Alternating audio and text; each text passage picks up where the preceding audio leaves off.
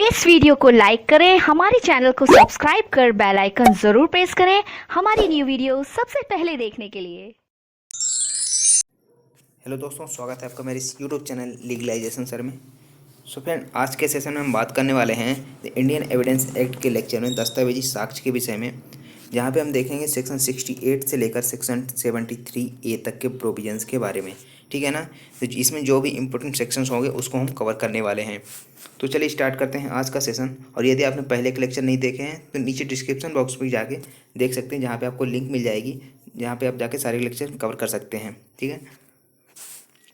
तो सेक्शन 68 की बात करें तो यहाँ पे क्या है कि ऐसी दस्तावेज के निष्पादन का साबित किया जाना जिनका प्रमाणित होना विधि द्वारा अपेक्षित है।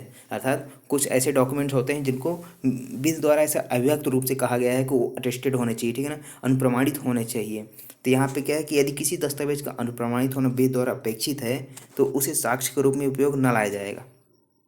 और कब तक नहीं लाया जाएगा? जब तक कि कम से कम एक अनुप्रमाणक साक्षी यदि कोई जीवित हो, ठीक है ना, जिसने अटेस्टेड किया था, जिसने अनुप्रमाणित किया था वह जीवित हो और न्यायालय के आदेशिका के अधीन हो तथा साक्ष्य देने के लिए योग्य हो, उसका निष्पादन करने के प्रयोजन से ना बुलाया गया हो। ठीक है ना। तो यहाँ पे क्या है कि अब अनुप्रमाणक साक्षी तो होना चाहिए लेकिन वो जीवित होना चाहिए, ठीक है ना, न्यायालय के आदेशिका के अधीन होना चाहिए और साक्ष्य देने के लिए योग्य होना चाहिए। तभी ऐसी दस्तावेज का निष्पादन साबित किया जा सकता है, उसको साक्ष्य के रूप में उपयोग लाया जा सकता है। अदरवाइज उसको साक्ष्य में उपयोग नहीं लाया जा सकता है। यहाँ पे कम से कम कितने अनुप्रमाणक साक्षी होने चाहिए? कम से कम एक अनुप्रमाणक साक्षी होने चाहिए जो साक्ष्य देने के योग्य हो, तभी वह साबित किया जा सकता है। ठीक है ना, उसको साक्ष्य के रूप में उपयोग में लाया जा सकता है। और इसी से रिलेटेड सेक्शन 72 है, ठीक है ना। तो यहाँ पे विधि द्वारा अपेक्षित है, वहाँ पे विधि द्वारा अपेक्षित नहीं होगा यहाँ पे। परंतु ऐसी किसी दस्तावेज के निष्पादन को साबित करने के लिए जो बिल नहीं है और जो भारतीय रजिस्ट्री के अधिनियम 1908 के उपबंधों के अनुसार रजिस्ट्रीकृत है। अब मान लीजिए कुछ ऐसे डॉक्यूमेंट्स हैं, ठीक है ना, जो बिल नहीं है और जो भारतीय रजिस्ट्रीकरण अधिनियम 1908 है उसके उपबंधों के अनुसार रजिस्ट्रीकृत है, उसको साबित करने के लिए किसी साक्ष्य की जरूरत नहीं है। ठीक है ना। लेकिन यहाँ पे क्या होना चाहिए? जो निष्पादन साबित करने के लिए जो बिल नहीं है, अच्छा वसीयत वो नहीं है, और रजिस्ट्रीकरण अधिनियम 1908 के उपबंधों के अनुसार क्या होना चाहिए? रजिस्ट्रीकृत होना चाहिए। उसके बाद है सेक्शन 769, जब किसी भी अनुप्रमाणक साक्षी का पता ना चले तब सबूत। अब मान लीजिए किसी ने अटेस्टेड तुम किया, ठीक है ना, अनुप्रमाणक साक्षी है, उसके हस्ताक्षर भी है, अब वो साक्षी ही नहीं मिल रहा है, जो अनुप्रमाणक साक्षी था उसको बहुत ढूंढा, वो मिल ही नहीं रहा है, तो क्या करना होगा? तो जब किसी भी अनुप्रमाणक साक्षी का पता ना चले तो यह साबित करना होगा कि कम से कम एक अनुप्रमाणक साक्षी उसी के हस्तलेख में है, तथा यह है कि दस्तावेज का निष्पादन करने वाले व्यक्ति के हस्ताक्षर उसी व्यक्ति के हस्तलेख में है। अर्थात यदि अनुप्रमाणक साक्ष्य नहीं मिलता है उस डॉक्यूमेंट को साबित करने के लिए, निष्पादन का साबित करने के लिए, तो क्या किया जाएगा? तो जो उस डॉक्यूमेंट में जो भी उसके अनुप्रमाणक साक्ष्य के हस्ताक्षर होंगे, ठीक है ना, तो उसके और कहीं ना कहीं हस्ताक्षर होंगे, उससे मैच करवाया जाएगा। यदि मिलते हैं तो फिर उसको निष्पादित साबित करने की जरूरत नहीं है, ठीक है ना, उसको साक्ष्य में उपयोग में लाया जा सकता है। लेकिन यहाँ पे क्या करना होगा? उसके जो हस्ताक्षर होंगे वो मैच करवाना होगा, उसके मिलान करवाने होंगे। उसके बाद है सेक्शन 71, जबकि अनुप्रमाणक साक्षी निष्पादन का प्रत्याख्यान करता है तब सबूत।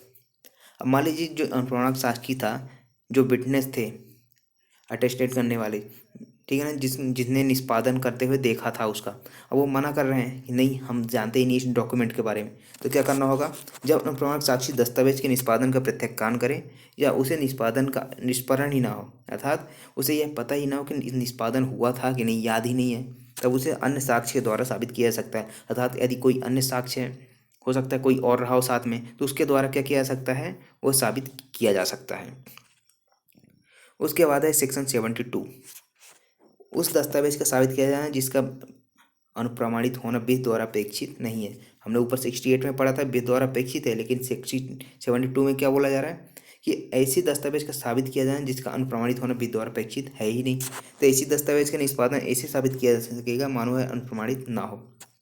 अब मान लीजिए कोई ऐसा दस्तावेज है जिसको अनुप्रमाणित होना विधि द्वारा अपेक्षित नहीं है, तो फिर भी यदि किसी ने ऐसा अनुप्रमाणित करवा लिया है तो क्या माना जाएगा? कि अनुप्रमाणित नहीं है, ठीक है ना, तो ये साबित किया जा सकता है, इसमें कोई इफेक्ट नहीं पड़ने वाला है। उसके बाद है सेक्शन 73E, ये इंपॉर्टेंट है, ठीक है ना। बाद में जुड़ा है जो डिजिटल सिग्नेचर से रिलेटेड है, अंकीय चिन्ह के सत्यापन के बारे में सबूत। अब मान लीजिए जो डिजिटल सिग्नेचर होता है उसके बारे में क्या सबूत है, तो किसी अंकीय चिन्ह के साबित करने के लिए न्यायालय आदेश दे सकेगा कि वह व्यक्ति या नियंत्रक या प्रमाणपत्र प्राधिकारी अंकीय चिन्ह प्रमाण पत्र पेश करे। अर्थात जिस नियंत्रक के अधीन, जिस प्रमाणकर्ता प्राधिकारी के अधीन वह डिजिटल हस्ताक्षर किए गए थे, ठीक है ना, अंकीय चिन्ह किए गए थे, उसके प्रमाण पत्र के द्वारा क्या किया जा सकता है, उसको साबित किया जा सकता है। न्यायालय आदेश देगी कि जो भी इसका नियंत्रक है, प्रमाणकर्ता प्राधिकारी था, उसके अंकीय चिन्ह का प्रमाण पत्र पेश करे तो उसको साबित किया जा सकता है, ठीक है ना। तो यहाँ पे ये था आपका सेक्शन 68 से लेकर 73A तक का।